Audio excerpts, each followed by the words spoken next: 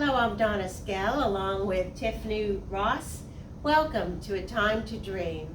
We're brought to you by Roaring Lambs Ministry, a ministry that wants to help you effectively share your story of what God has done in your life.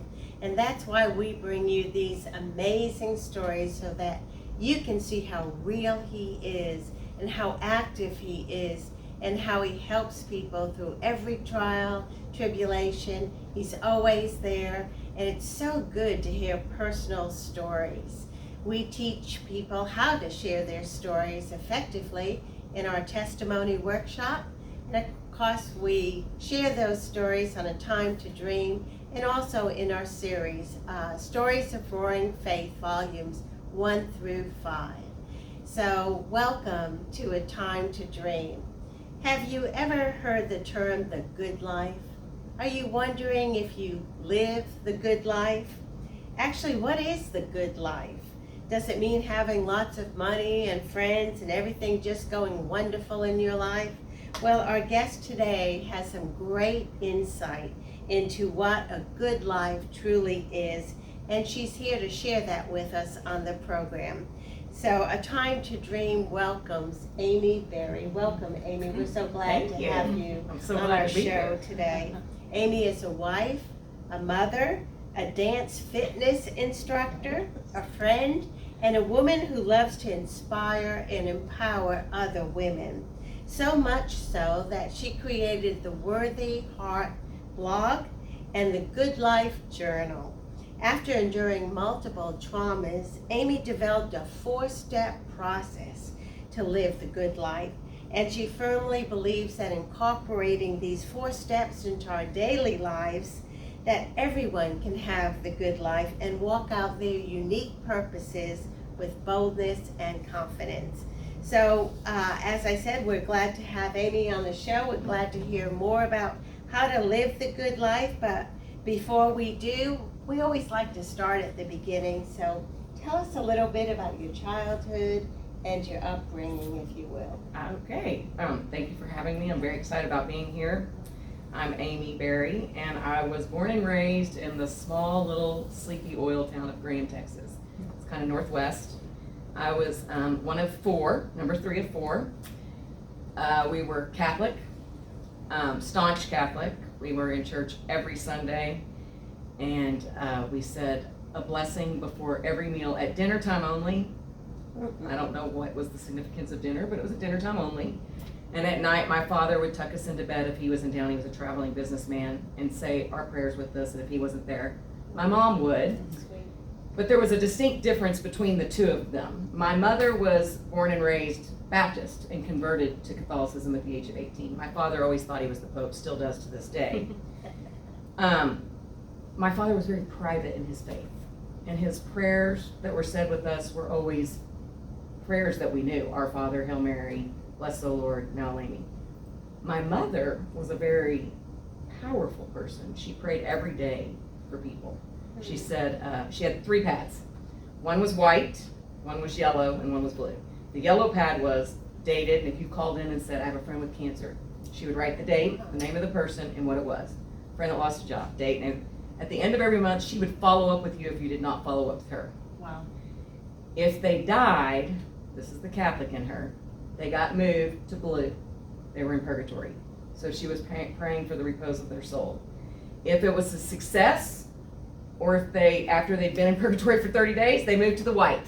Everybody was in heaven, we were praising. Or they stayed on the yellow pad. And she was a person of prayer. I think she planted the seed along with my father, but 2 different seeds for me. So Wow. that's kind of how I was raised. Wow. And Amy, you know, growing up as you did, even though it's on the decline, I feel like there are a lot of people that just are not raised in church anymore, but many can still remember as a child being taken to church and doing all those things. And, you know, we might mention a lot of denominations and faith and all of that, but I know that our main goal at Roaring Lambs is it's all about Jesus, you know, having a relationship with Jesus. There can be faith-strong Catholics and Jesus and Baptists who love Jesus. And so, but I love And that Jews that and love Jews Jesus. that love Jesus. I love that. Right? And So I love that because Jesus is what unifies us, right? Yes. And so here you had this strong religious, yet very real upbringing in the Lord and seeing your mom so devout. But I know in your 20s, as many do around that time in life, you were looking for maybe different paths, maybe it's not just Jesus. Tell us a little bit about that searching time for you. I was. I met my husband in college. He was actually at that time contemplating priesthood, and I thought, what a shame to society. He's so hot, you know.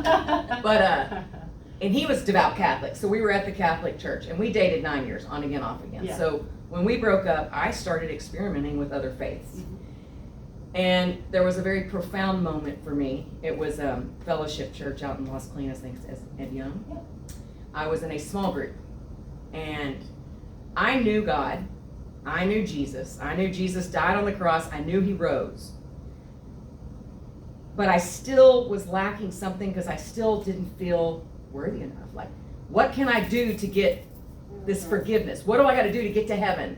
How much good do I have to do? And then if I did something bad, I would freak out. And I remember being in this small group, and I wish I could remember his last name. His name was Steve. He took us to a restaurant, and we were in a small group. He handed us all a nail, like a nail that you hammer, a little piece of paper and a pen, and told us to write down anything we had thought we had not been forgiven of. Well, I mean, I was like, can I have some more paper?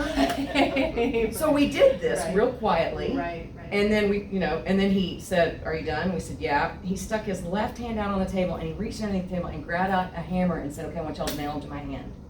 And I was like, what is happening here? And he said, that's what Jesus did for you.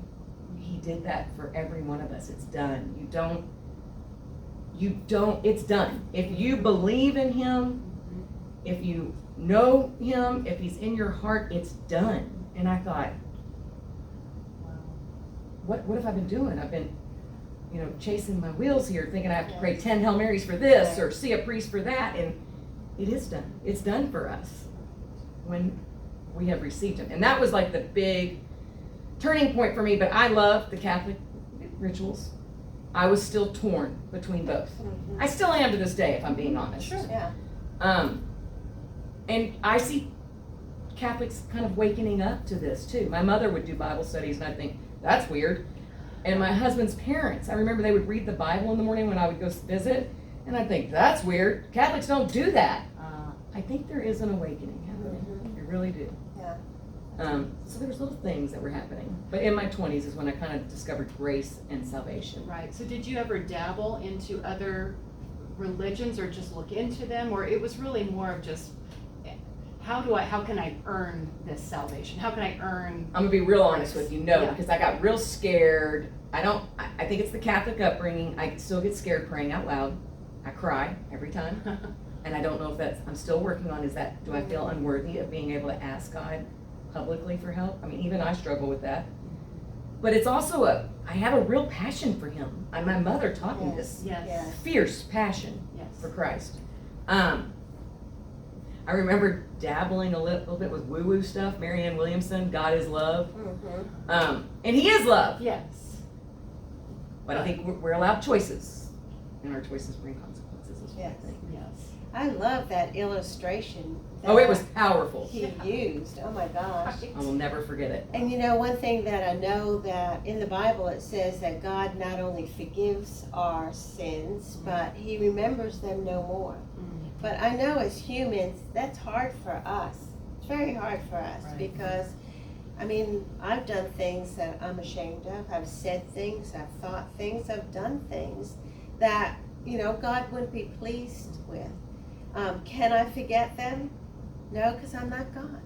But God can forget them. So not only does he forgive your sins, he remembers them no more once you've confessed them Right. and given it to the Lord. So such a great illustration. Once they're left at the cross, you don't have to pick them up again. When you pick Yes. them up again and you start playing tug of war with God, you gave it to God, but you pick it back up, give it to God and you pick it back up.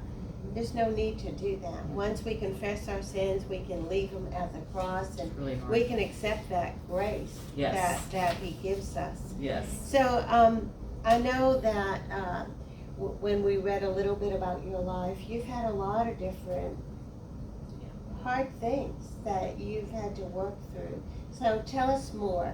You grew up in this wonderful family. Yes, wonderful childhood. Yeah, and whether they're Catholic or Baptist, it really doesn't matter. No. They worship God, they taught you about God, and then you went off to school and tell us more. I did a little bit of discovering myself. Trey finally proposed to me Hey, after 9 years, and he was a pilot in the Navy. Wow. So I had to up and move, and I did. And we lived in California. He was in a plane crash in 2000. And, even though I had been with him for 9 years, we were still in this newness. Yes. And it was this beautiful newness. And so he's in this plane crash, and I get this phone call at midnight. And I remember dropping to my knees, but he was out of the hospital within 3 hours. Because all they did was test him to see, he and the guy in the right seat, to make sure nobody had been doing drugs or drinking, right? Right. Because they were on a mission. We were at war. Wow. And he was back in the plane within, I think, 3 months. Oh, wow. So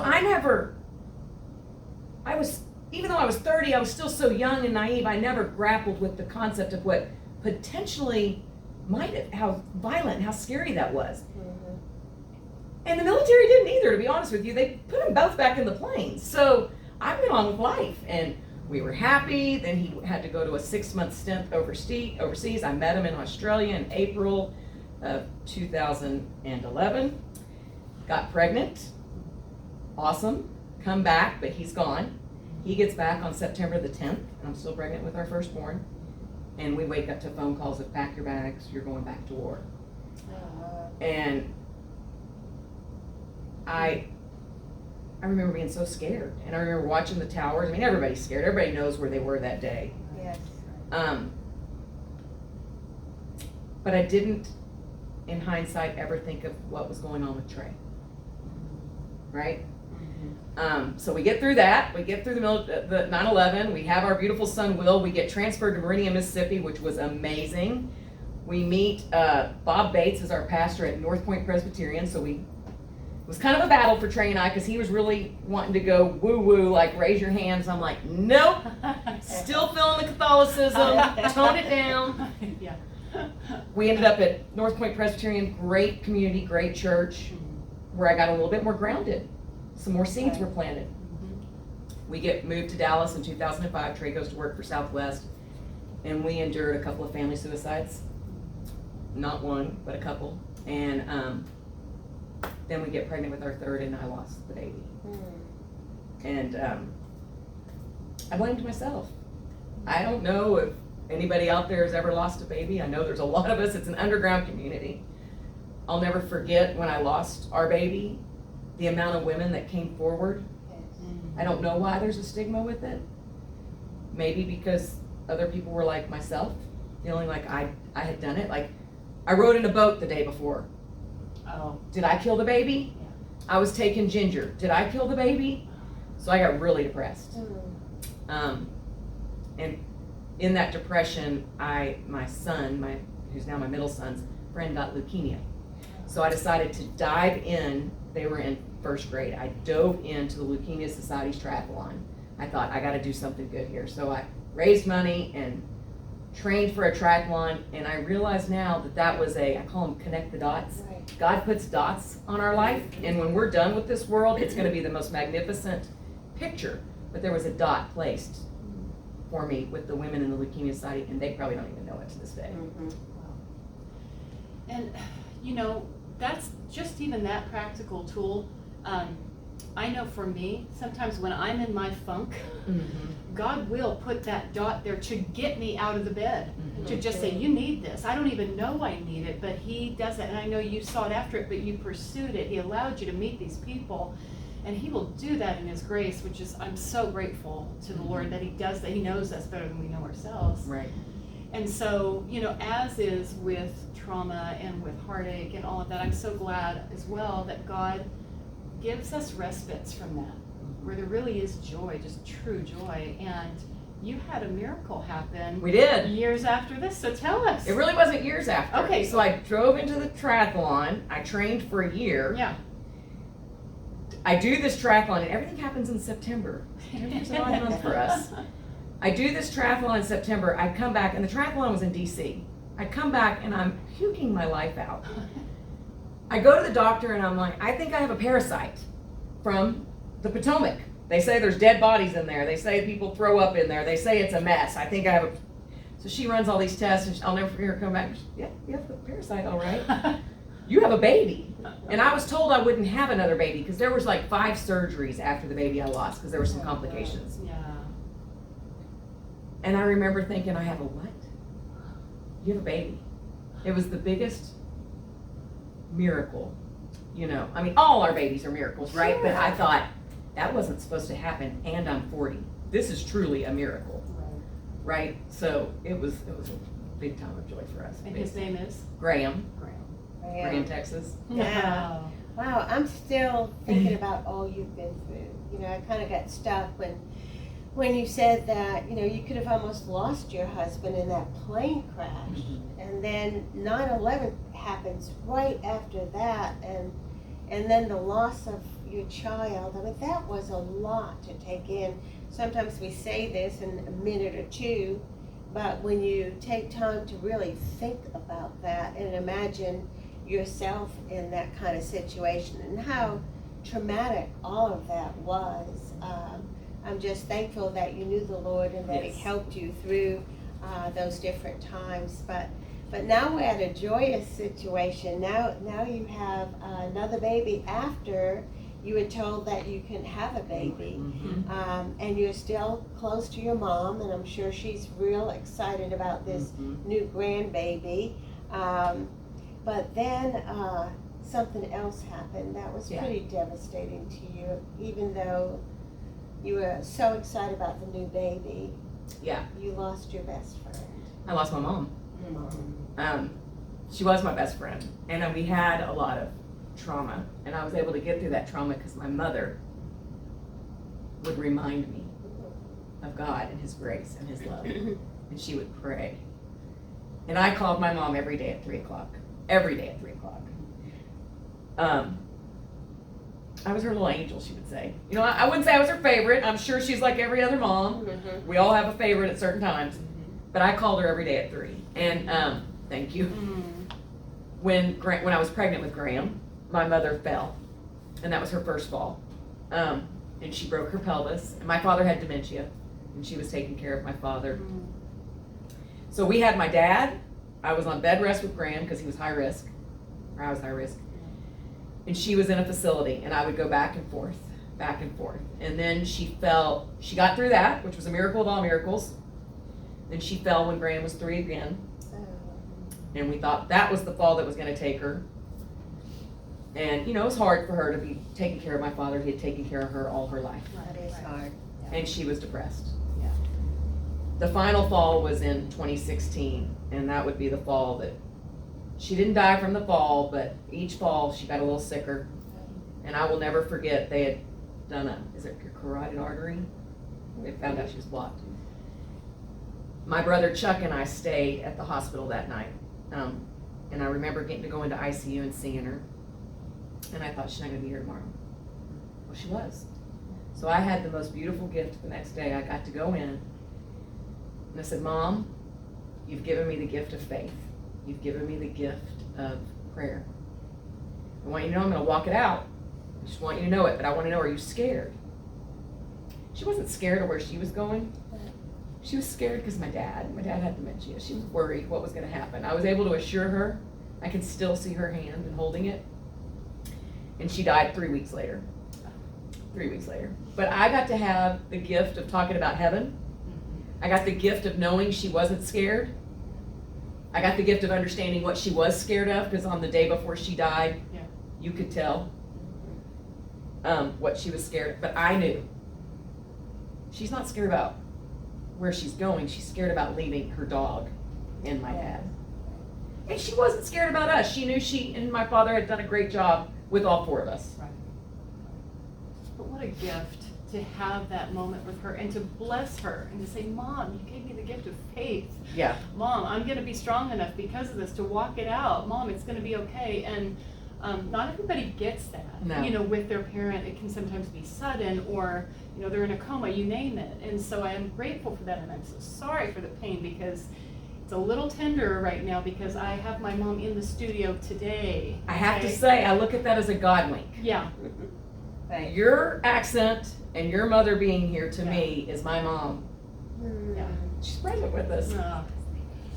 And God is so good Yeah. to do that, and so I'm just so grateful. And Amy, you know, it'd be so great if we just got through the hard times and then the rest is just easy breezy coasting. Nope, it's not. Nope. Jesus said to share in my sufferings, because we don't know him.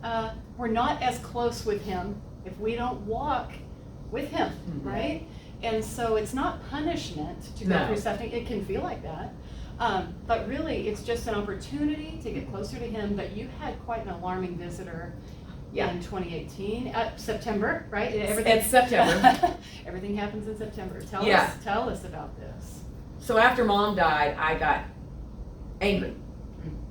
Really angry with God. I thought, how could you take her from me? I don't know why I thought she would never die, but I did. Right. And I remember in 2017 coming back from a girls' trip and sitting on the plane just crying and thinking there's got to be more to this. There's got to be more. Like, on the outside, to everybody, I appear great. Wonderful husband, 3 beautiful kids, live in a great neighborhood, safe neighborhood. But on the inside, I was dying. So I started really searching, and the reason why I'm going back to 2017 before I get to 2018 is Yeah. I think it was God. God was, and so around the beginning summer of 2017, one of the Leukemia Society women was on her Facebook page. Her son had died tragically, 18 years old, under anesthesia at a dental appointment. Oh, wow. And she was talking about a book by Nancy Guthrie called Finding Jesus Through Our Sorrow, I believe. I don't know if it was Nancy Guthrie 100%. I bought that book that day. That book was my saving grace that summer, and that's when I started writing, and I just started pouring my heart out to the Lord. Pouring my heart out to what, you know, all kinds of stuff. And in September of 2017, because I finished the first book of Nancy Guthrie's, I bought her 1 Year of Hope book. 1 year later, in September of 2018, my husband's PTSD from the plane crash. So 18 years later, we're tooling along in life just fine. He's flying for Southwest, rears its ugly head like you wouldn't believe. And he ends up in the hospital for 3 months in California. So I was home with the boys while he was in California. The 2 older boys and I would go, because it was too much for the younger one, and do family visits. Where were you living at the time then? Dallas. Okay. Southwest was phenomenal with taking care of him. Wow. He got back, and right before Christmas, we got through all of last year. Okay, but he was still fighting the PTSD, and in January, it reared its ugly head again. So we ended up at a different hospital in Houston, again, for 2.5 months. And what they explained to me in Houston is Trey had the best profession for somebody like him. He had a lot of childhood trauma that I did not know about until all this PTSD came out. All this. And what happened is he has layers and layers and layers of trauma, and it just compounded. Best profession because he was taught how to compartmentalize like a champ. But as you go on in life, as we all know, traumas happen. Little traumas, big traumas, major traumas, right? I want you to define PTSD for anybody who's listening, doesn't know what that stands for, and Okay. you've learned a lot I have. about this. So It's- take a minute or two, tell the audience what that is and what you've learned about that. So I've learned a lot. Post-traumatic stress disorder, most people automatically assume it with a military man. Right. And granted, Trey wasn't a plane crash in the military and did go to war, but I have PTSD now from the loss of a baby. Right. So anytime I hear a woman's lost a baby, I relive my trauma, especially if it's somebody close to me.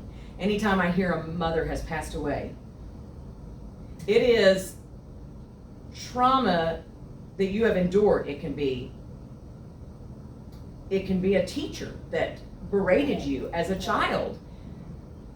They're learning so much about post-traumatic stress syndrome, which is PTSD, that it's still a big beast that the doctors are still trying to wrap their arms and their hands around. It's because the brain. Right. Trey has done such a magnificent job of somebody who has compartmentalized layers and layers of trauma to where now he's outgrown that ability to cope.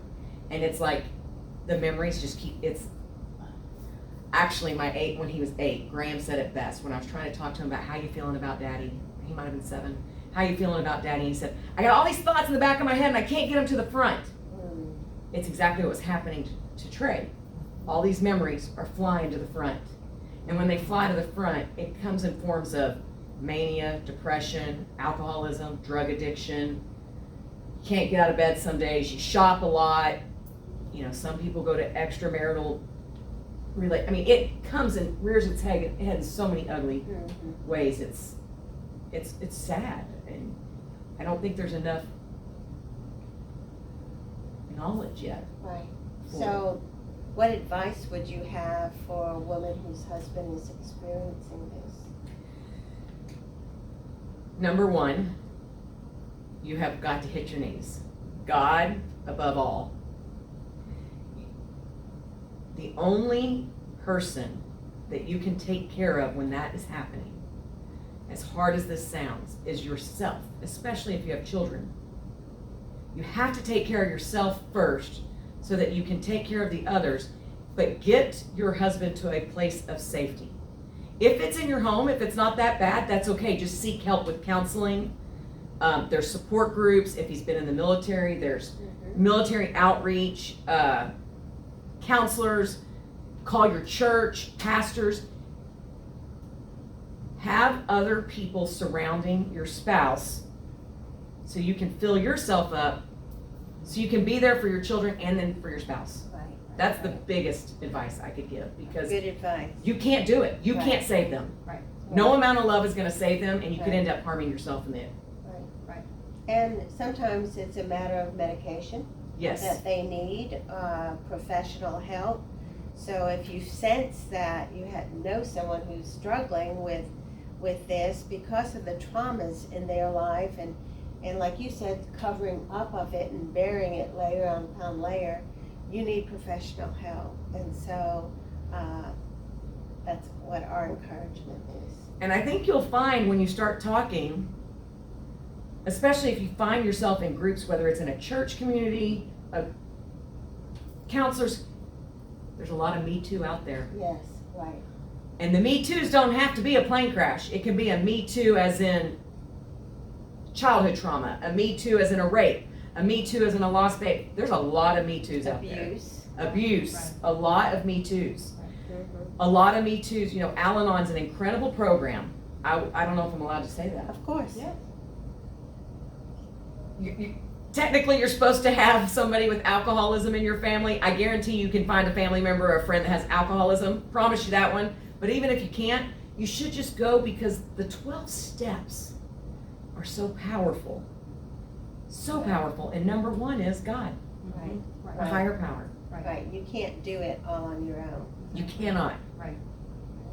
And thank you for being brave and talking about this, because this is important stuff. It really is. It's hard, and I'm sure it's still a daily challenge, Huh. moment by moment, minute by Yeah. minute. Yeah, and yet God's with you. He is. You know, and He is. and He knows the roadmap, and you got to trust even when it probably feels like everything's crumbling around you, but He's there with you Yes. and your husband. And I know a lot of Christian women. I'm guilty of this at times. You know, we want to be selfless. We want to give to our children and our friends and our Yes. husbands. And we feel selfish if there's any type of self-care. Correct. And I've heard the analogy time and again, I know you have as well, but on the plane, they say, you know, if you're with a child, be sure if that oxygen drops, you get it first, Mhm. so you can administer to your child, right? Yes. And it's such a life lesson. I want to get into your book because, you know, we hear all of this trauma, and yet you've written this book, The Good Life Journal, which gives me such hope that we can still have a good life in the midst of all this. So, Amy, tell us, what prompted you to write it? So in January, Trey got sick again. We were at UT Southwestern, and I didn't know if I was going to be a widow. I really didn't. and he got sent to a hospital in Houston, and I kept thinking, why do we have to go to hospitals out of this city? It's PTSD. It's mental health. It's hard, right? Like, so I found myself alone again. And I, through the past couple of years with my mom's death, have been really searching God, as we've talked about. I really got close to God. I realized that God doesn't need flowery prayers. He's really okay if I don't know Bible verses. He still loves me. He wants to have coffee with me. So people would see on my Instagram page every morning, you'd see a cup of coffee with whipped cream on top. That was signifying, I'm going after it, guys. This is my time with God. And I was having time with God. And then the past couple of years, I've been buying journal after journal. And one journal was like open pages. And I would just find myself dumping, but then feeling like a victim. God doesn't want us to be victims. He really doesn't. Or there'd be a journal that had a to-do list with gratitudes, and I wouldn't accomplish the to-do list, so then I'd feel like a failure because there was so much going on. Or the gratitudes I'd forget by the end of the day because I'd be ticked off. Or the journals that say, write one affirmation. Well, I'd write it, and then I'd be like, at 10 o'clock, Satan would get a hold of me, and I'd forget what I wrote about myself. So I started taking it upon myself when Trey was in the hospital in January doing my coffee time with God, and then I would do an I am statement. And I would ask myself a powerful question. How am I going to walk this out today? What does it mean to be this today? While we were in the hospital. And I would go deep with it. And then a girlfriend asked me to join her in the Circle Maker book. And as I'm reading this book, I'm thinking, this is my mother. This is my mother praying for others. So I started drawing. So in my journal, I'd have my I am and my question. Then on this page, I'd have a circle. So my girlfriends were like, what are you doing? Your life is upside down. I had to take John Paul to New York. Didn't have to, it was great. In January for some stuff. Then I got to take him to Sacramento in February. Then Trey was coming home and we were going into shelter in place. How are you so happy with all this going on? One's going to college. I said, I got this process. So I'm working with my coach on this process. And I said, but I think I'm going to write a children's book. And she's like, whoa, whoa, whoa, whoa. Children's book? I'm like, yeah, I'm going to write a children's book for children on how to deal when you have a parent with mental health. Well, let's talk this through. So Kelly Brock and I are talking this through, and by the end of the conversation, I'm like, I'm going to do a journal. I'm going to do a journal, and this was in April. And I said, and I'm gonna write it, and it's going to be out by October. She was like, are you ready to say that? I'm like, I am ready to say that. So I took it to our class because I do one-on-one in Mastermind, and I announced it to all 20 women. So now I have 20 women holding me accountable to this journal. And that's how it was born. Another dot. Another right? dot. And Amy, I love that your book uses an acronym because I love acronyms. It helps me remember things that I really want to. It's simplified. I like that. It's user friendly. And so with the Good Life Journal, you used the word good I did. as an acronym. So please share with us what that is. So good stands for God. I firmly believe if you can get grounded with God and have a connection with God, you will soon discover that He loves you and that you're His masterpiece, and nothing you do or say will change His love for you. Amen. So you get grounded with God, and then you can become grounded with yourself. So then there's the O, ourselves. And I've given you an I am statement, and I help you go a little bit deeper with your I am statement. And I've given you a cheat sheet, because there are days where you just do not feel worthy. So I have given you an alphabet, Amy's alphabet of affirmations. There's even Zippy on there. You can be Zippy. The third O is ourselves, and that has come, others. That has come from praying for others. My mother, as we talked about earlier, planted this seed with me. She was so fervent in prayer for others. And in January of this year, of 2020, I was invited to be a part of the Circle Maker Yes. by a girlfriend in my mastermind. And in the Circle Maker, I was like, this is Mom. This is my mother. This is a gift from my mom. So I started putting a circle in my own journal at the time that I was doing. And I saw what a gift it was for me to pray for others, and what a gift it is to pray for others. So what was happening was, as I'd spend this morning time with God with my cup of coffee, He and I would have a cup of coffee, then I'd affirm myself, which would ground me back in. I would pray for others, and it was like when I was walking out my day, there was all these little divine happenings that would be happening. And I was so grounded in my relationship with God and Christ that I was able to say, that was a wink. That's a God wink. Or if I felt my mother, that's a wink from my mom. I firmly believe it's a divine moment. And you had that even with my mom today. Yes. We were amazed. She showed us pictures of her mom, and she looked so much like my mom, who was in the studio today. Mm-hmm. Another God wink. Yes. And Donna has a New England northeastern, accent. New England accent, and my mother, it's still funny. Paul hit the ball. Paul's my younger brother. I mean, there was just so much of my mom here today, and I was scared to death to come. Yeah. And it was her telling me, "You got this. You got this." It was a divine Yes, moment. yes, a divine happening. Yes. Well, that's so good. It's so easy to remember when you put it that way, and it reminds us that we need to spend our time in 4 different Yes. parts of our life, and that is good for men. It's good for women. It's good for children. But I know your heart is for women. Yes. And I know that one thing that you said is that so many women are sleepwalking Yes. through life, and they get out to do their day without thinking of it, and then at the end of the day they want to grab a glass of wine maybe and just chill out or something. But tell us a little bit more about that sleepwalking through life. So that was me. I'm a woman. I'm a believer, but I was a surface level believer at times. And I was what I like to term sleepwalking. I would get up in the morning, I would make my coffee, I'd get the kids up, get them ready, get their breakfast made, get them on to their school or their activities, get Trey out the door wherever he had to go, teach a dance class, run my errands for the family, get the kids picked up, get everybody out to their outdoor activities, their whatever activity they had in the afternoon, get dinner made, just in time to have some wine and forget about the day and numb myself out and just wake up the next day and rinse and repeat. It's like you're sleepwalking. You're just going through your motions and you're forgetting about the most important person, you. You are a gift to this earth. Like, God sent you here for a reason and a purpose. And when my mom died, I think it was a slow awakening for me to that.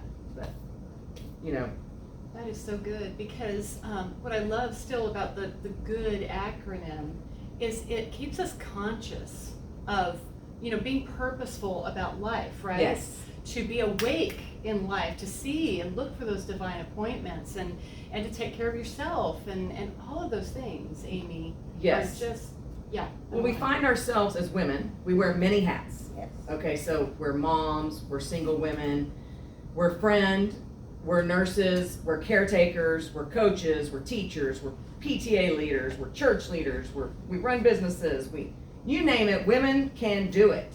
But what we also do as women, because God has innately put this in us, we're nurturers. So we bend ourselves into all kinds of different forms. I like to think of it as a pretzel.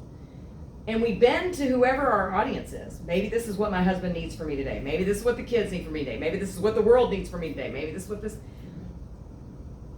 That if we just would get grounded with God, we can stand upright and be who we were made to be and stop bending. Right.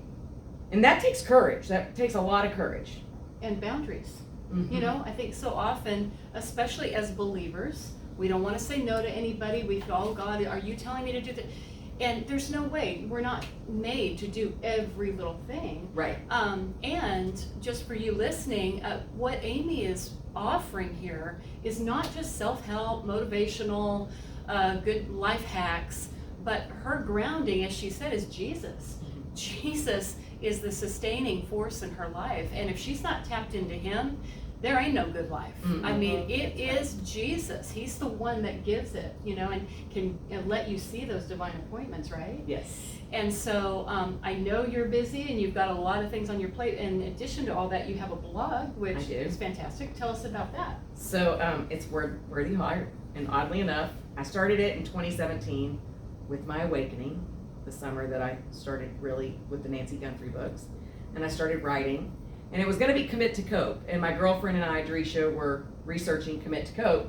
And it was all about suicide. And I was like, we can't do that. Like, I want this to be a blog of hope for women. I want women to know they're worthy. And Drisha was like, that's it, Worthy Heart.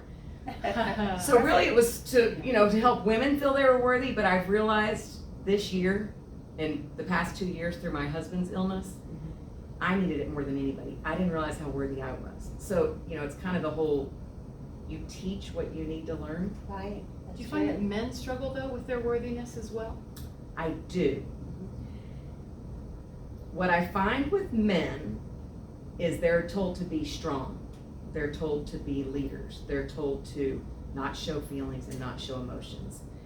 So what I find for men, I hope my husband doesn't kill me for this, is if they have a strong woman who is grounded in her faith and who is okay reading the woo-woo self-help motivational stuff, they kind of want to come along. They either don't come along or they do come along, but if you're grounded, you're good either way. Right. You're just grounded and you're shining light, and they see that goodness. So I do think men struggle with it, probably more than women, to be honest. So many good things that we've talked about today, and unfortunately you've lived through a lot of hard things. Yeah. But hard things just help us be better equipped to talk about them to other people and to help others walk through the things that we've walked through. So you've had suicide attempts in your family, you've had PTSD, you've had the loss of a child, the loss of your mom. You've had a lot of great things to share. So in the final moments we have left, what would you like to say to our listeners? That it's really easy to conform to society.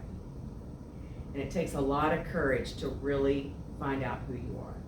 It's messy, it's ugly, and it's scary. And one thing I like to tell people is if you look at the word courage, there's rage in the middle.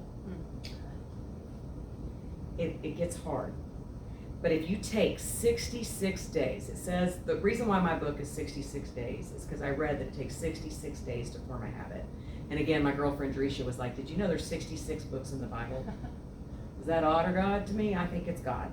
So there's 66 days, 66 Bible verses. If you can commit to that, and you don't even need my book, you can do this at home. 66 days of every morning or sometime in the day grounding yourself with God. Just have a cup of coffee with Him. You don't have to say a flowery prayer. You don't have to know a Bible verse. Just talk to Him. I'm here. Show me what you want. Help me. I need you. Whatever it is. I would love to see what happens with you after those 66 days. Because what slowly starts to happen when you have this cup of coffee with God, you start realizing what a beautiful miracle you are. And so you start affirming yourself. And when you fall back in love with you and your Maker, then you have all this love to give to others. And when that starts happening, it's when the divine moments start happening. I call it magic from heaven.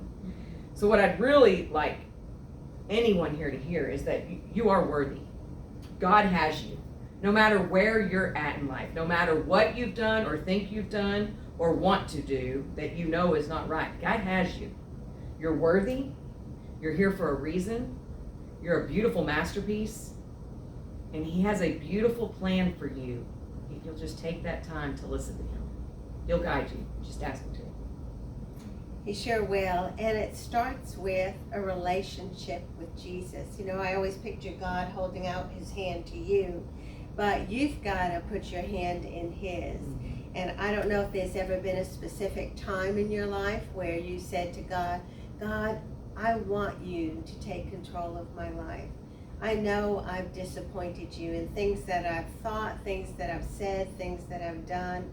And I thank you that you forgive me. And I thank you that you sent your Son, Jesus Christ, to die on the cross for my sins so that I can come into a right relationship with you. I remember being told that God is a holy God and He can't be in the presence of sin. And yet we are sinners. We are all sinners. And so He, knowing that, He sent His Son to be the final blood sacrifice for our sins. He washes us clean with the blood of Jesus. It's as if we've never sinned. And then we can come into a holy relationship, a right relationship with God the Father. So there's no magic prayer. You just in your own words say, God, I want you to come into my life. I want you to show me who you really are. And then I can enjoy all this time with you. I can speak to you. I can hear you. Your Holy Spirit will help me understand your word and interpret your word, God's holy word, the Bible, to us. So today we're hoping, if you've never made that commitment to Jesus Christ, that this would be the day that you do that you invite Jesus to take control of your life. You can't go wrong. It only gets better and better, and as Amy said, she could not have walked through some of those circumstances that God allowed in her life without God. She could only do it with the strength of God. And even in your life, there are things that you're dealing with that will be so much easier dealing with them with God in your life. So we hope you do that. If you want to know more, if you want to talk to Tiffany or I or me, you can call us at 972-380-0123. Just pick up a phone, ask for Donna or Tiffany, and we'd be glad to talk to you. You can email us at atimetodream@gmail.com. But more likely, you would like to talk to Amy about some of the things that she spoke about, and she would be glad to talk to you also. Her website is worthyheart.com, and she is Amy at worthyheart.com. You can follow her on Instagram at instagram.com/worthy.heart. See, we're connecting the dots again. And again, her blog is Worthy Heart.